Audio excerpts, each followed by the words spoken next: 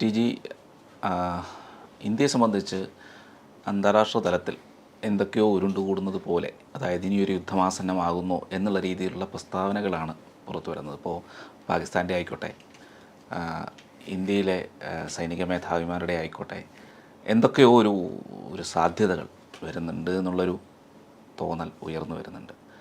അതായത് സൈനിക മേധാവി പറഞ്ഞതുപോലെ ഇനിയൊരു യുദ്ധം നമ്മളെല്ലാവരും പങ്കെടുക്കേണ്ടതാണ് എന്നൊക്കെയുള്ള ഒരു താമസിയാതെ ഇനിയൊരു യുദ്ധം ഉണ്ടാകും. അത് സത്യവുമാണ്. അതുകൊണ്ടാണ് ഓപ്പറേഷൻ സിന്ദൂർ അവസാനിച്ചിട്ടില്ല എന്ന് എല്ലാവരും അന്ന് തന്നെ പറഞ്ഞത്. അത് താൽക്കാലികമായിട്ടൊന്ന് പോസ് ചെയ്തിട്ടേ ഉള്ളൂ, അതിനിയും വേണ്ടി വരും. അപ്പം അത് അതിൻ്റെ സമയത്ത് നടക്കും. ഇപ്പോൾ ഈ നമ്മൾ പാകിസ്ഥാനെ വല്ലാതെ ഉപദ്രവിച്ച് വിട്ടുകൊണ്ടാണ്, അല്ലെങ്കിൽ ഒരാഴ്ചയ്ക്കുള്ളിൽ തന്നെ ചിലപ്പോൾ അവർ തിരിച്ച് എന്തെങ്കിലും ചെയ്യാൻ ആലോചിച്ചത്. ഇതിപ്പോൾ അവരുടെ സന്ധിബന്ധങ്ങൾ തകർന്നു പോകുന്ന രീതിയിലായിപ്പോയി ആടി. അപ്പം അതിൻ്റെ നിരാശയുണ്ട്. ആ നിരാശയിൽ നിന്നാണ് ഈ ആസിം മുനീറിൻ്റെ ഈ സത്യം പറയും ഈ ഷാപ്പിലൊക്കെ ഇരിക്കുന്ന നാടൻ ഷാപ്പിലൊക്കെ കാരണവന്മാർ എണീക്കാനൊന്നും വയ്യ മൂപ്പർക്ക്. വളരെ ബുദ്ധിമുട്ടി ഷാപ്പ് വരെ വന്നിട്ട് കുടിച്ചു കഴിയുമ്പോൾ പുള്ളിക്കൊരു വീര്യം ഉണ്ടാകും. തീർത്തുകളയോടാ ഞാൻ അവനെ വിടറാനെ എന്നൊക്കെ പറഞ്ഞിട്ട്, പുള്ളി ആരും പിടിച്ചിട്ടൊന്നുമില്ല, എന്നാലും പുള്ളി വിടറാനെ എന്നൊക്കെ പറയും. ഇങ്ങനെ നിരാശയായിട്ട് ഒന്നും ചെയ്യാൻ പറ്റുന്നില്ല. അപ്പോൾ ആസിം മുനീർ ഇതുപോലെയാണ്. തീർത്തുകളയും ഞാൻ ഒറ്റയ്ക്ക് ചാകുമെന്ന് ആരും വിചാരിക്കണ്ട, പകുതി ലോകമെങ്കിലും കൊണ്ടേ ഞാൻ പോവുള്ളൂ, ഇങ്ങനെയൊക്കെ പറയുന്നു.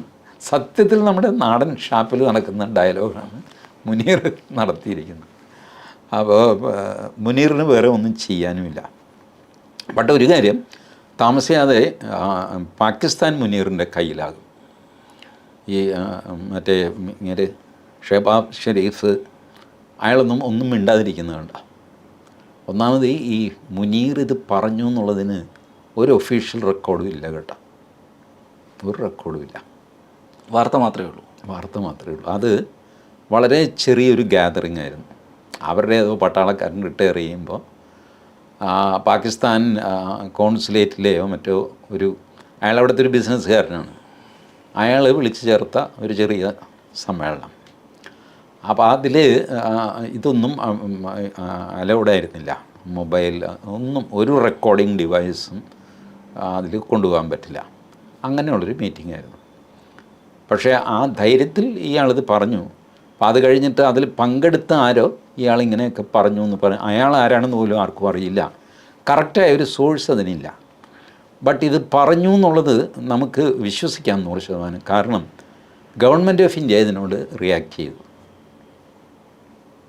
US പോയിട്ട് ഇങ്ങനെ തെമ്മാടിത്തരം പറഞ്ഞു. US തന്നെ ശ്രദ്ധിക്കണം, ഈ ന്യൂക്ലിയർ ഇൻസ്റ്റെബിലിറ്റി ഉണ്ടാക്കാനുള്ള പാകിസ്ഥാൻ്റെ ഈ ടെൻഡൻസി എന്ന് പറഞ്ഞു. നമ്മൾ ഒഫീഷ്യലി റിയാക്ട് ചെയ്യണമെങ്കിൽ അത് വെറും റൂമറായിരിക്കില്ല, അത് പറഞ്ഞത് തന്നെ ആയിരിക്കും. അതിൻ്റെ എന്തെങ്കിലും സോഴ്സ് നമ്മളെ കാണുകയും ചെയ്യുക. അല്ലെങ്കിൽ ഇപ്പോൾ തിരിച്ച് അമേരിക്ക ചോദിച്ചു എന്ന് വെച്ചു, നിങ്ങളിതെങ്ങനെ അറിഞ്ഞു, മുനീർ എവിടെ പറഞ്ഞു എന്നാണ്, ഞങ്ങൾ അറിഞ്ഞില്ലല്ലോ എന്ന് ചോദിച്ചാൽ കുറച്ചിലല്ലേ.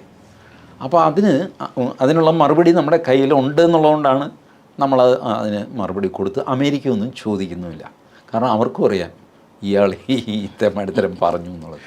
അവർക്കൊന്നും മിണ്ടാനും വയ്യ. അവരുടെ നാട്ടിൽ വന്നാണ് ഇത് പറഞ്ഞിരിക്കുന്നത്. പറഞ്ഞിട്ടില്ല എന്ന് പറയാനും അവർക്ക് പറ്റുന്നില്ല. പറഞ്ഞു എന്ന് പറഞ്ഞ് അതും മോശം, അതിൽ വലിയ മോശം. അതുകൊണ്ട് അവർ സ്കൂട്ടി നോക്കി. ഈ ലോക ഭീമന്മാർ മുഴുവനുണ്ടല്ലോ,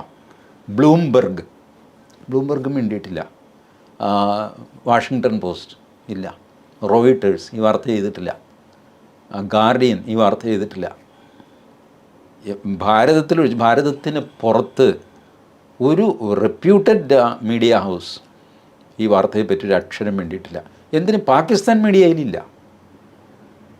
പാകിസ്ഥാൻ മീഡിയ മുനീറിനെ പുകഴ്ത്തുക ചെയ്തു, അങ്ങനെ അമേരിക്കയിൽ പോയി മലമറിച്ചു എന്നൊക്കെ പറഞ്ഞിട്ട്. ബട്ട് ഈ സാധനം എഴുതിയിട്ടില്ല. അവർ പാകിസ്ഥാനിലെ വേറെ ആരും പ്രതികരിച്ചിട്ടില്ല.